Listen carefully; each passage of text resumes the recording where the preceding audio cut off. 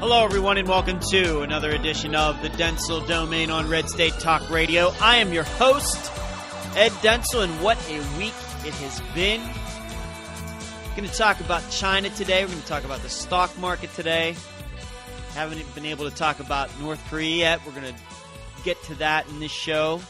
We need to talk about Donald Trump, Ted Cruz, and the concept, the idea of a natural-born citizen. As you can imagine, I have a lot to say about that. While I'm doing the show, I urge you to email me at edwarddenzel@reagan.com, and you can follow me on Twitter. My Twitter handle is DentzelDomain, all in word, no space in between. So let's get right to the show. China.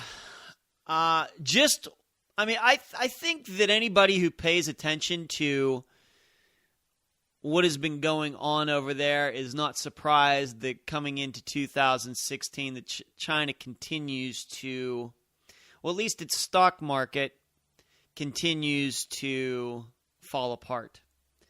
Now, the important thing to remember about all this before I get into it is that very few people in China are actually involved in the stock market. It's surely not like the United States stock market, where a large majority of the American people in one way or another are attached to the Dow, the S&P, and whatever other markets are out there, whether through their individual investing or through a retirement account or a 401k that's set up through their company, something like that, or the business, whatever it is. So we have to remember that. So the stock market over there is not a direct reflection necessarily on their economy, just like our markets are not reflective of our economy, but really theirs is even less indicative because of so few people who are involved in it. On top of that, as I've mentioned before, as you're seeing now, their markets are so manipulated. This is a point that I think can't be said enough, that even though we think about our federal government and the control that it has over business, big business, small business, investors, banks, savings, the minimum wage, everything in our economy, it's nothing compared to what goes on over there. And dare I say it, the reason that China has so much more corruption than the United States is for that exact reason. If you want to get ahead, no matter what your average populist in the United States may say about, well, the only way that you can get ahead in this country is to pay some politician off, pay this person off, pay that person off. Now, I'm not saying a couple people in the United States haven't gotten rich that way, but over in China, that's the way to do it. That is the way to go about it, no matter who you might have heard about over there, the guy that started Alibaba or whatever else. You have to have several government connections if you want to make any money over there. If you're not that, if you can't do that, don't have those connections, then you are relegated to a life there of low middle income, probably at the best. Unless, as we know, Chinese people leave that country, go somewhere else, and prosper. You have to remember something also. No matter what some may say about the Chinese economy as a whole, as the country, it is a poor country. No matter, I keep saying that, we've heard over the last few years, well, because of Barack Obama and what our federal government does, China has passed us right up, and it's just not the case. It's just not. And as long as they continue to handle their economy the way they do, going back several years, and as I've told you on this show before, what tipped me off that something was up with the Chinese economy was in the mid-2000s when I saw all of those cities that they were building where nobody lives. Just build them to build them. just for the heck of it, just to keep people working. That should tip you off that something's going on. It just takes a while sometimes, especially if a government is willing to cover it up. It takes a little while for something like that. Once again, that's not a sign. That alone is not necessarily bad, but it's a sign of something. Something that the rest of the world can't see. We can see the cities. We can see the roads where no cars travel. We can see malls that are empty, parking lots with no cars in them. You can get on Google Earth, for example, and you can zoom in on these places. No one there. But that alone it's bothersome, but it's just a sign that something's not right within the numbers that China was trying to tell the rest of the world regarding its economy and the percentage increase its GDP was having in at least the last 5 years. At least. So they're devaluing the yuan, or what do they call it? The RMB or their currency. They're devaluing it. And one of the reasons they're doing that is that their currency and the dollar have been attached to each other. And right now, the U.S. dollar is getting stronger compared to all other currency. And what happens in that case, being that China has a different kind of economy, and that's one other thing we have to remember, that the Chinese economy is driven by exports. The United States economy is driven by consumerism. We buy and sell, work for each other, make things for ourselves, go back and forth. And the reason a lot of that is the case is because our standard of living is so high in the United States that we have a hard time selling things elsewhere. That is why we have trade deficits. Most of the rest of the world cannot afford to buy what we make, and there is no amount of tariffs and protectionism or anything else that can change that. But our economy is not, although we do have exports, our economy is mainly driven by Americans doing business with Americans. The Chinese economy is not. It is mainly driven by exports. Once again, because they have a bunch of people in China who are really, really poor. They just don't have the purchasing power that the average American has.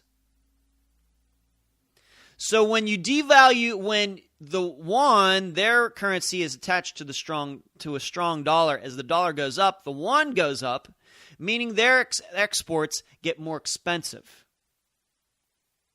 And so they have a harder time selling their stuff on the open market against other countries that also export, from Thailand, Taiwan, whatever country you think of when you think of exports. And so they are in the process of devaluing it. And this is what's been going on. On top of that, though, their economy just as a whole has been slowing down. Why? Because the economy in the world, that's part of the problem when you have an export economy. That if the rest of the world's economies slow down, then you're not pumping out as much exports. And then people start getting worried, and maybe people start losing their jobs. Well, in a free market system, as close as we can get it, for example, in the United States, people losing their jobs and getting other jobs is just kind of expected. It sucks for a lot of people, and we know more and more that people do bounce around from job to job during the course of their life, ups and downs, movements this way. Companies get bought by other companies, and this is not a situation that the United States had maybe 70, 80 years ago where somebody got hired by a company and was there the whole life. A little bit different now. Not to say it doesn't happen. It's still fairly common, but not as much as it used to be. Well, in a communist economy, and this is what's so dangerous about controlled economies or economies with dictatorial governments that cover up the truth is that they can't live with people losing their jobs.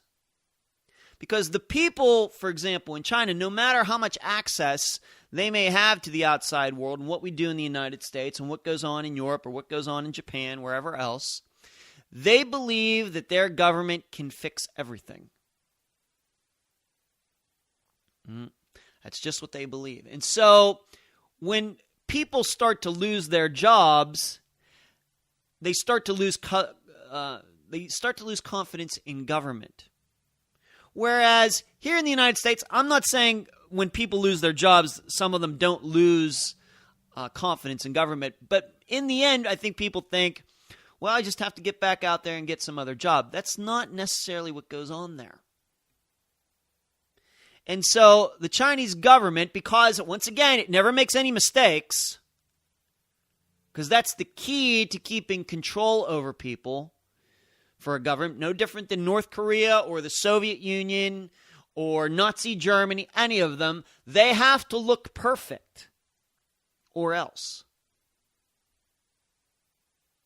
That's how they keep their power, through fear, but also never looking like they lose. And that's what the Chinese government has really been doing. It's not been a situation there like here where we've had these quantitative easing to keep up. The government doesn't do that necessarily to make itself look good. In the United States, we all know what's going on. Some of us don't like it. Some of us do like it, that the government got involved in 2008. I'm one that didn't, but a lot of people did. But we know that it's happening. In China, the average Chinese person doesn't know that, doesn't understand it.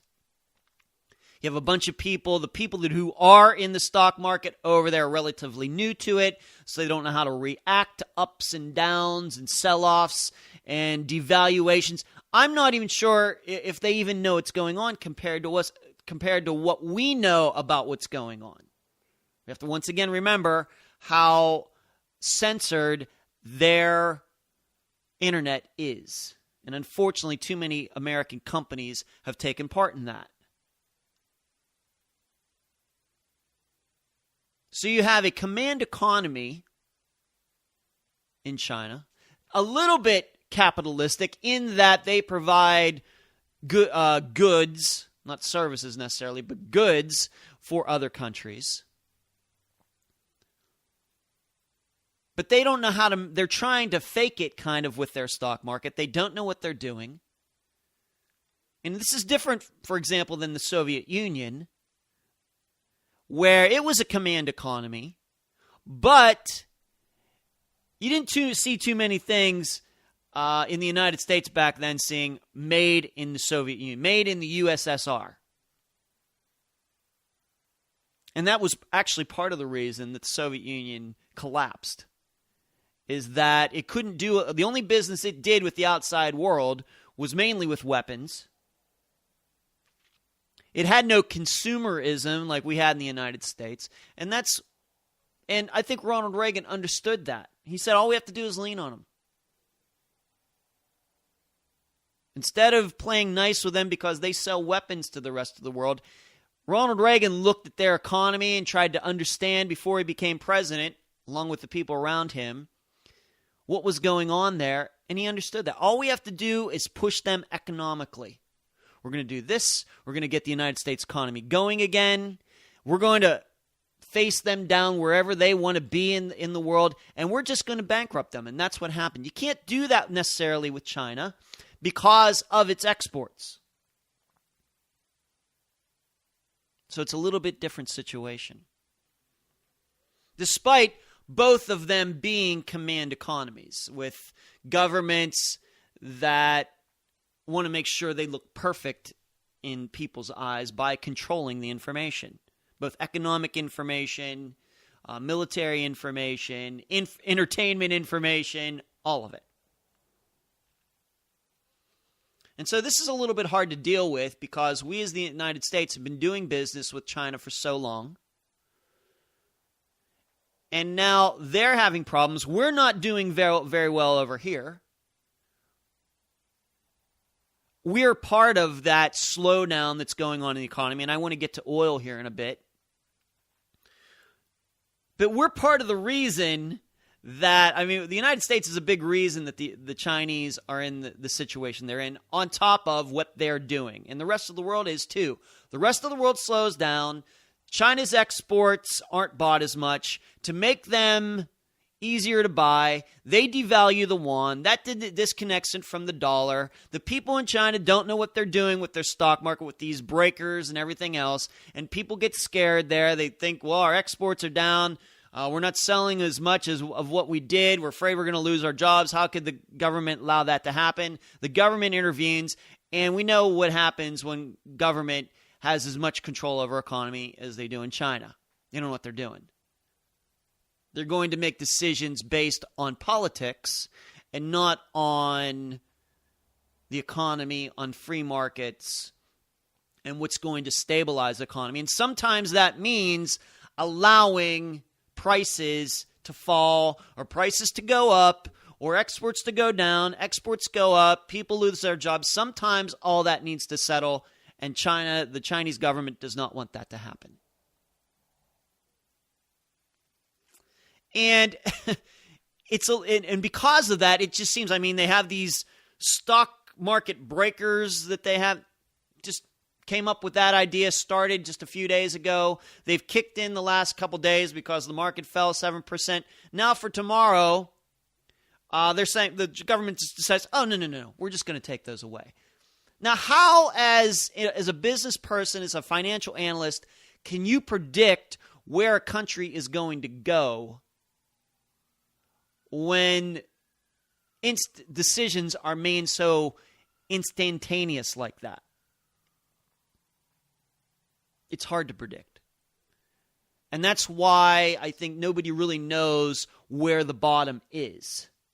Even when it comes to the United States economy, people are a little bit up in the air. But I still maintain, regarding the United States economy, our economy is a direct reflection, the slowdown is a direct reflection on who's in the White House. I was having a talk with a friend of mine from college. I bring him up on this show, I'm going to say probably once a week, talking about this and how, he hates Hillary Clinton, as do I. And he sees her as just being a continuation of Barack Obama, and that may be in many different facets of the United States. However, just from an attitude point of view, I think that business, and once again, as you know, I'm no fan of her. I'm not saying this is right, but the way I see it is business people will look at Hillary Clinton and their fear will subside at least a little bit, because they'll think of, well, Bill's there, and they'll remember the 90s. And that may be a big change from Barack Obama, who has done everything he can in his administration to hurt all business, not just small business, but all business on purpose. In fact, if there's anything that's so deafening right now in the United States regarding the economy, it's from the White House not saying a thing about it. This GDP not moving, Fed, they think they're saying that everything is fine if they do say anything. Whereas we know if it was the opposite, and there were stories every day about how the United States is doing so well and everybody's making so much money and corporate profits were up and CEO pay was up, and even if the unemployment rate was down to 2%, the real unemployment rate was down to 2%, you'd have Barack Obama out there saying these greedy, profiteering corporations, free markets don't work, the government needs to get a hold of this, we need to tax these people more. He'll jump out there if the economy is doing really, really well. But when it's kind of floundering and everything, not one word of confidence, not a word. Instead, it's just lies. In fact, it's probably what I was writing my notes for this show, what strikes me the most.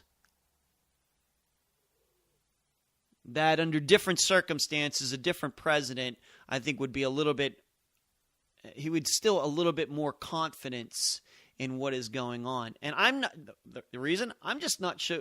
I mean, you're going to say they're happy with 2% growth or 1.5% growth and people losing their jobs in the oil industry, and we'll get into oil once again in a second. But no criticism from the White House about China and world markets at all. Not a thing. But we know if it was the opposite and the United States was kicking butt, that they'd be out there saying how now, being that all these places are making all this money, they need to give money back. And business people don't want to hear it. And they shouldn't want to hear it. So instead, the White House just acts like everything is just fine. No criticism out there. Just playing golf. Now, there's another part to this, and it has to do with oil. And watching the markets today, it's easy to see that part of the problem that we're having in the United States is not just what's going on in China. And in fact, as I was telling that friend of mine, that the Chinese economy may continue to tank, but I don't see the United States economy and the stock market in the United States following it down the whole way. They're just two different situations going on. The problem we have in the United States is that, let's put it this way. We have a bizarre situation going on in oil right now, not just in the United States, but in the world. Oil, I mean, this is kind of a blanket statement, but truthfully, oil has never been cheaper. I mean, you have to go back several years to get to a point where oil was this cheap, and then you have to remember that you have to index for inflation, and then it even gets cheaper. So a $33 barrel of oil now is not the same as a $33 barrel in 2000, let's say, because of inflation. Because of inflation. Well, we have a situation in the Middle East that's continuing to build. So we have oil that's low, and we have a stock market that's kind of falling. And so we have gasoline prices that are averaging, I think the average is now officially in the United States under $2 a gallon. But at the same time, you have a situation between Saudi Arabia and Iran that under normal circumstances, if this was any time but 2015, 2016, maybe we would have to go back a few years. Go back to maybe 2009, let's say. If this were a different situation, different circumstances, and you had the words that are being thrown back and forth between Iran and Saudi Arabia, two big oil countries, that the oil price would be going up. It just wouldn't be going up. It'd be going 50, 60, 70, 80. Because of the fear of what that could do to oil markets. Well, it seems that what's going on between Saudi Arabia and Iran has not affected the price at all. In fact, the price continues to drop, and it gets you to thinking, well, if everything was fine in the Middle East, say ISIS didn't exist, Syria was just its regular self, Russia wasn't there, where would the price of oil be then? Would it be $30 a barrel, $25 a barrel, $20 a barrel? It's just hard to say, but it's safe to say it would be even lower than it is now, and it's low now.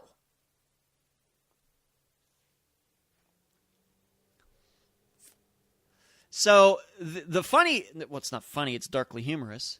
But if something does happen, so we see a stock market price that's going down, and we see an oil price that's going down, almost in tandem with each other. But the bizarre part is that if that war would break out and actually missiles start getting fired and tanks are involved and fighter jets between these two countries, however this ends up, I hope it doesn't end up that way, but I guess it could.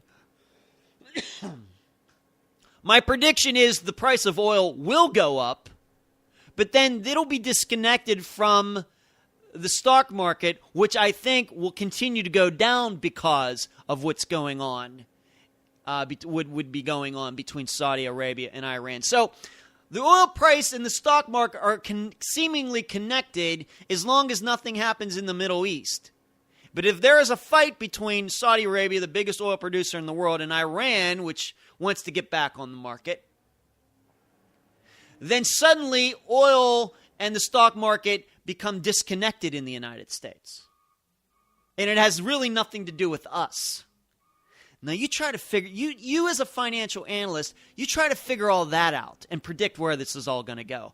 And see, this is what you're seeing. There is so much indecision out there. There's another psychological effect, and this is an example. Watching all of this, you start to understand why economies are so much based on not facts, but on emotions, on psychology. Getting back to China, you have these circuit breakers that if their market drops so many percentage points that trading stops, you take a breath, and then they'll open again. And that's exactly what happened today. Of course, China is well ahead. It's already Friday there. But on Thursday's trading, that this drop, they had a break, started trading again, they had another huge break, and then the government just called the whole thing off. Now we're just too much volatility, we just got to shut it all down. And this is why breakers in the stock market don't work. Because the traders, these people, they know that the breakers exist. And so as soon as the market opens, and maybe the price dips a little bit, maybe it goes down, prices go down 1%, 2%. Well, people start thinking, if it goes any further, then those breakers are going to kick in, and I'm not going to be able to get my money out. So that exacerbates the selling. Remember, the prices drop because selling happens anyway for natural reasons, hopefully. But if others who aren't planning to sell right at that point see that other people are selling, and they know that they're not going to be able to get out of the market when they want to because of the market being shut down, then they sell. And other people sell, and it's like a stone rolling down a hill, to use or a snowball going down a hill. Just picks up momentum. But there's another side of that is a problem as well. And once again, a lot of that, it's not based on facts. It's based on fear. It's based on fear. The other problem with it is that when the market shuts down, and for example, is closed for the rest of the day, nobody has a chance to make their money back.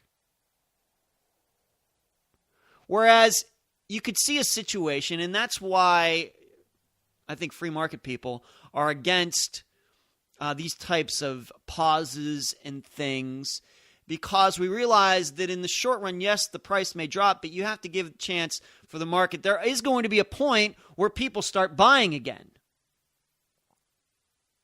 But if you shut the market down, nobody has a chance to buy on that day, and all of these people lose all this money. And maybe those people who got out just because of fear don't want to get it tomorrow. So what happens? So people who sold, they normally wouldn't have sold because the breakers exist. They would have stayed in and maybe continued to buy, pushing the price back up. With breakers like they have in China, nobody has a chance to do that. So that only continues the fear. And I would continue to talk about this after the break. You've been listening to the Dentzel Domain on Red State Talk Radio.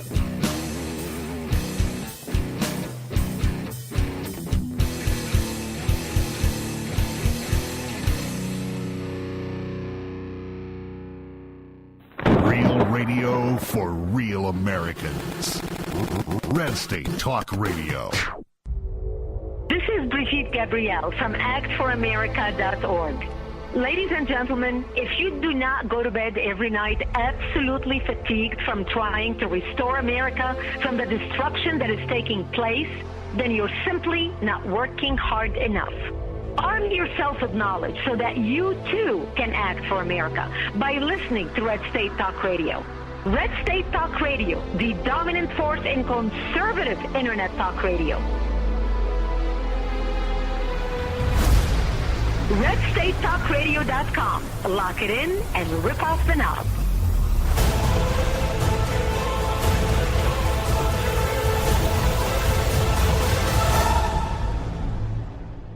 I can't defend my family because I live in Chicago. I am free to defend my family with my AR-15 or handgun because I live in Wyoming. I can't even protect myself if I'm attacked because I live in D.C.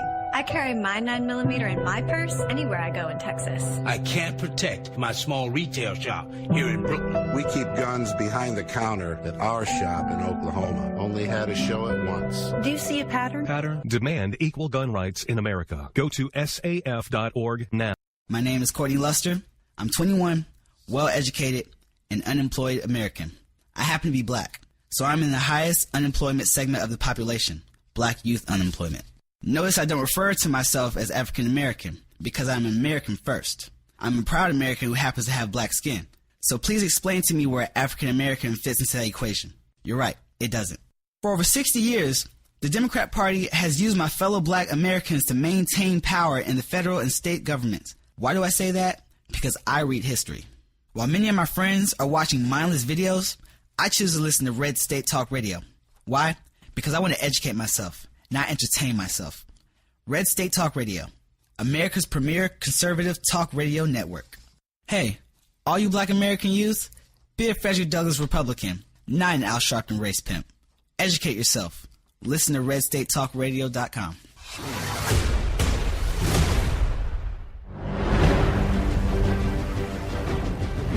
This is Michael Cutler, retired senior special agent with the former INS, the Immigration and Naturalization Service. You should know that I'm also a lifelong Democrat, but ladies and gentlemen, the mainstream media has completely failed the American people. That's why, despite being a lifelong Democrat, I listen to Red State Talk Radio, the dominant force in conservative internet talk radio. Lock it in and rip off the knob.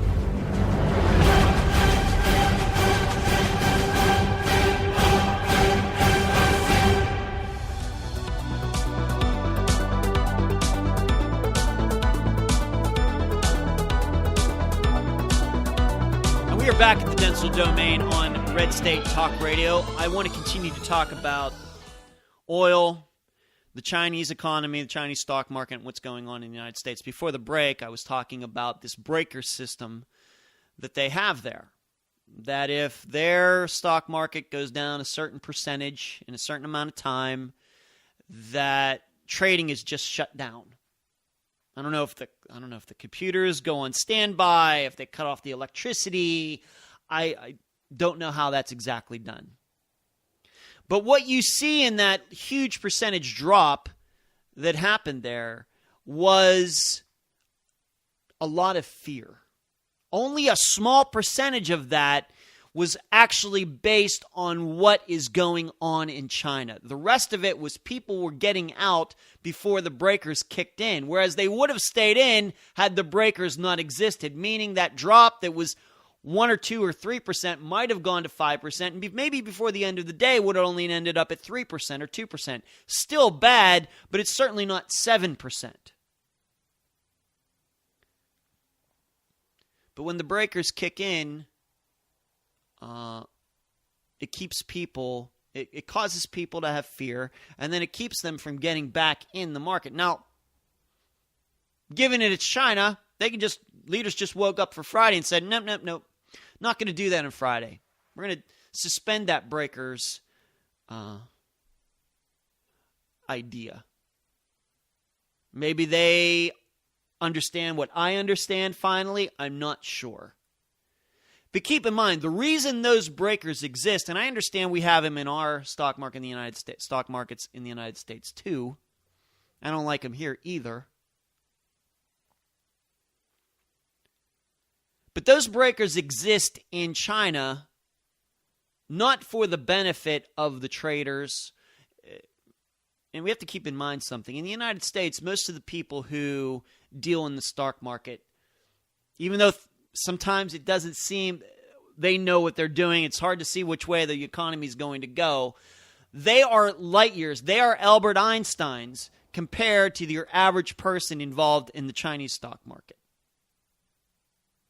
Your average person who doing his or her first business on the trading floor in Chicago, New York City, wherever, a newbie, 25 years old, is an Albert Einstein compared to your average, is even an Albert Einstein compared to your average Chinese trader. Have to keep that in mind. So you can see how these breakers could spook a person who doesn't understand how this all works. But the breakers exist in China to protect the government. The breakers exist to try what they see, that because they don't understand the psychological side of this, they think that, well, we'll just have this breaker and maybe it'll never kick in. They don't understand that the breakers psychologically could cause mass sell-offs. Why? Because they're a bunch of communists. That's why they don't understand it. And even if they did, they see these breakers as a way to control their economy. Fascinating stuff. In fact, in the example that I was giving to a friend of mine, my brother and I, when I'm over at his house, we find ourselves, like, for example, on Thanksgiving, his wife was back in Pennsylvania. We found ourselves watching a car auction, Mecum auctions, which are on the Velocity channel, one of those. And we just love sitting there talking about the cars, what we like, what we don't like. And there's a psychological effect in car auctions as well. If you've ever heard of something called reserve, meaning a seller brings his car to the auction and he wants a certain price for it. Say it's $100,000, and that's called the reserve. If the bidding doesn't get to $100,000, he's not going to sell the car. The car is going to go unsold. It's going to roll across the block, and he's going to have to take that car home. But it is amazing to watch how a bidding on a car like that will get up to $95,000, $96,000, and it'll just stop right before that $100,000 reserve. Now, I'm not sure I understand all of the particulars of the reason, but here's what I also know. Here's what I know, because I see it. A lot of these times, these sellers will say, well, you know, we're really close, and they'll drop the reserve. They'll just say, okay, no more reserve. There's that $100,000 that I wanted. I don't need it anymore. And as soon as most sellers do that, the bidding starts again, and it goes right past $100,000. It could go up to $110,000, $120,000. But as long as that reserve is on there, it seems like buyers are reluctant to go past it. My suspicion is that reason buyers do that, they figure, you know what, I've gotten so close to that, maybe the guy will just take my price. You know, I mean, he wants $100,000. I'm offering $96,000, and so they stay right there. They're trying to get a deal. The sellers, the buyers are trying to get a deal,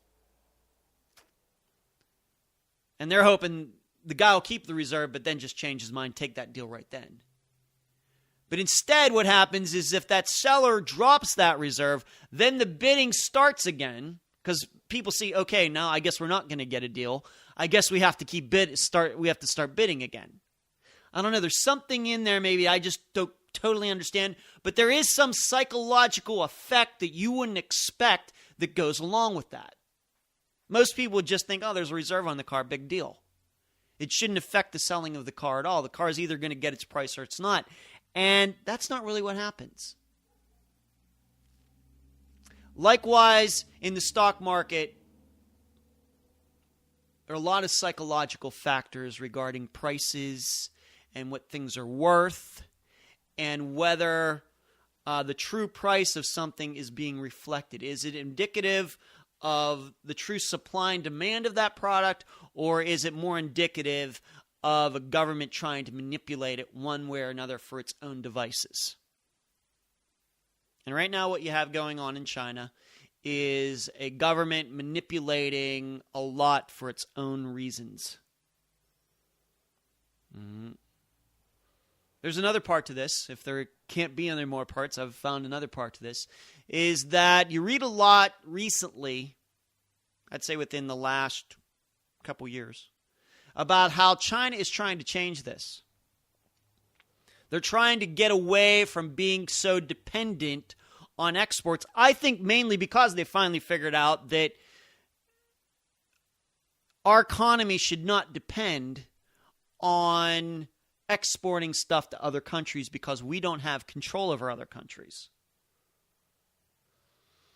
You know, what happens in the United States, what happens in the Euro, what happens in Canada, what happens in Japan, or wherever else they want to deal. That we can only sell stuff if they're willing to buy it, but if they're having problems, then that's going to hurt our economy. So we need to get more, we need to change our economy some to be more consumerism, more Chinese selling to Chinese, and that driving the GDP in China instead of exports to all these other countries. And in fact, they're trying to be, I guess you could say, more like the United States in that way.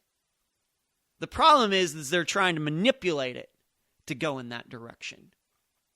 And dare I say it, that kind of economy, that more consumer-based economy, goods and services between Chinese dealing with Chinese, is probably more indicative of their culture than this export culture that they've had for so many decades.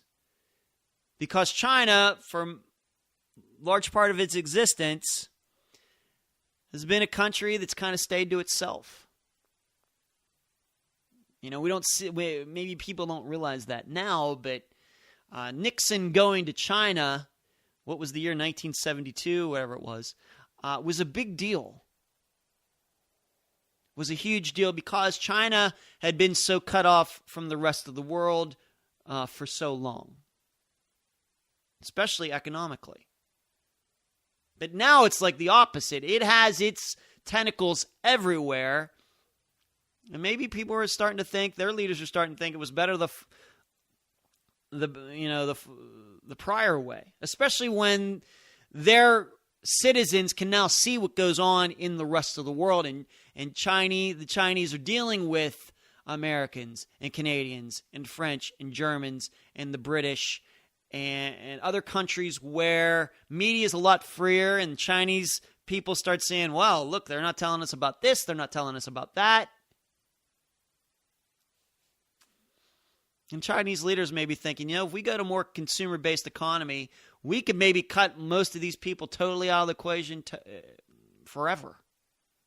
I'm just wondering if there's something to that as well, that the Chinese don't like other people meddling in their economy because they want to control it. And what easier way to control an economy is if you don't have to rely on exports as much anymore.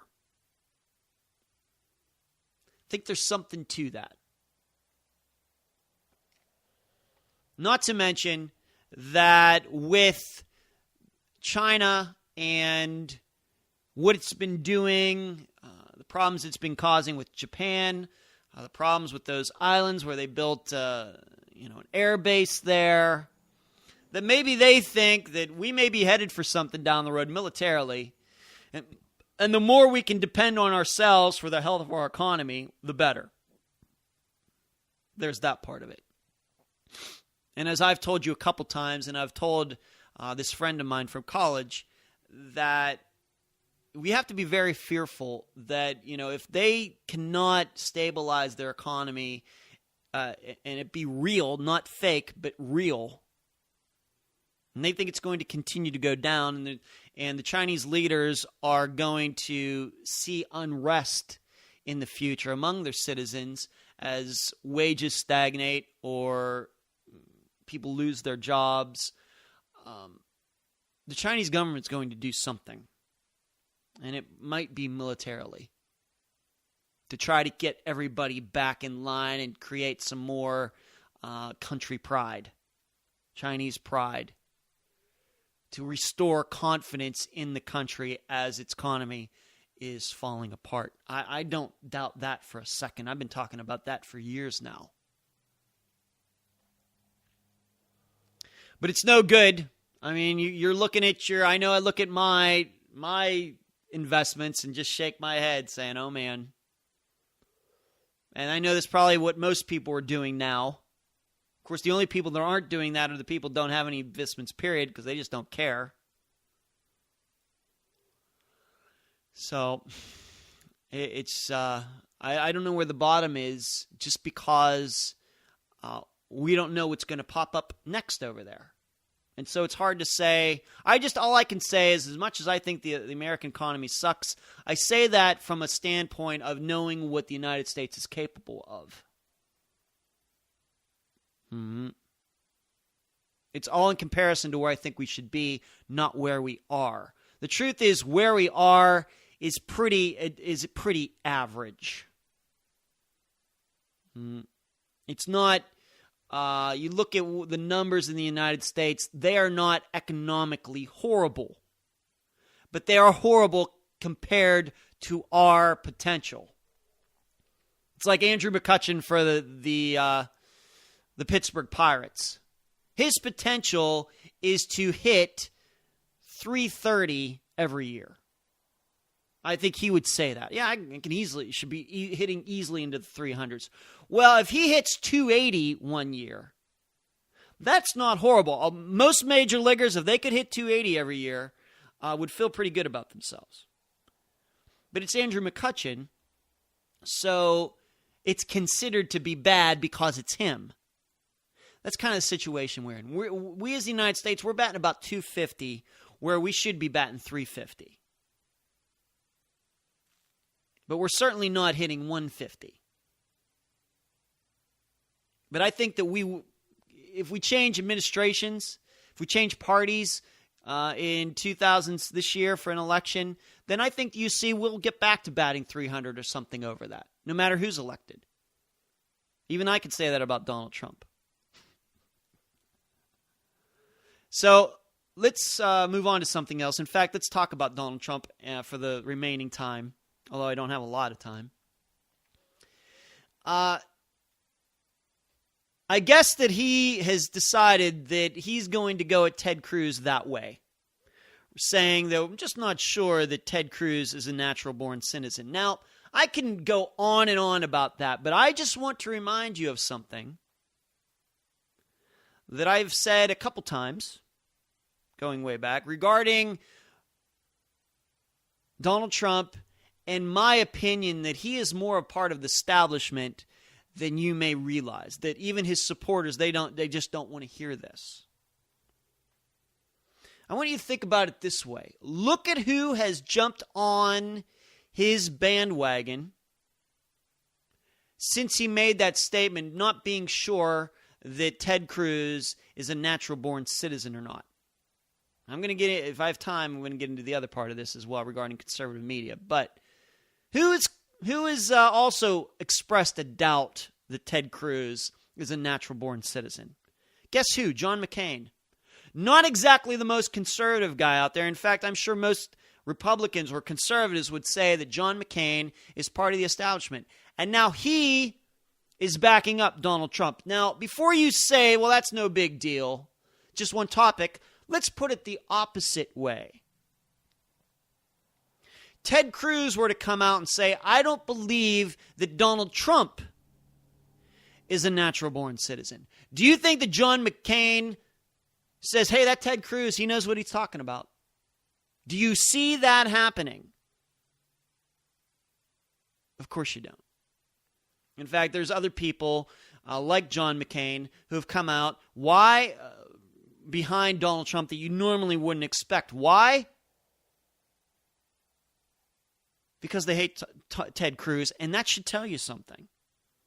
And that's why I've said, and that's why I said when I was on the Cowboy Logic show a few weeks ago, that in a choice between Ted Cruz and Donald Trump, if that's what it comes down to, let's say it narrows down to those two, end of March into April, the establishment will get behind Donald Trump. You can already see it, just as something as stupid as this topic of whether Ted Cruz is a natural-born citizen or not. From what I can read about it, I think he is. But let's go to the other side of that. Somebody like Ann Coulter. She is now, being that she's such a big Trump supporter, she has now come out and said that Ted Cruz is not a natural-born citizen. However, people have gone back through her timeline to 2013, where she claimed that Ted Cruz was a natural-born citizen. Likewise, Mark Levin, as much as a lot of you may like him, he's also been one of the ones that have been saying such nice things about Ted Cruz, or not Ted Cruz, but Donald Trump since last summer. Now he's suddenly calling Donald Trump a kook for bringing up this topic. The only question I can ask Mark Levin is, who did you think Donald Trump was?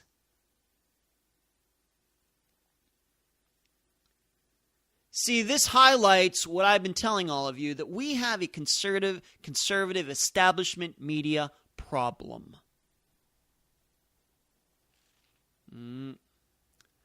They are in it for the clicks. They are in it for the web hits. They are in it to see how many followers they can get on Twitter. They're seeing how much they can build their social media numbers. And they know that talking a lot about Donald Trump is going to get them there. And it's not based anything on conservatism or ideology. And dare I even say it, it's not even necessarily about immigration, as much as they want to tell you it is.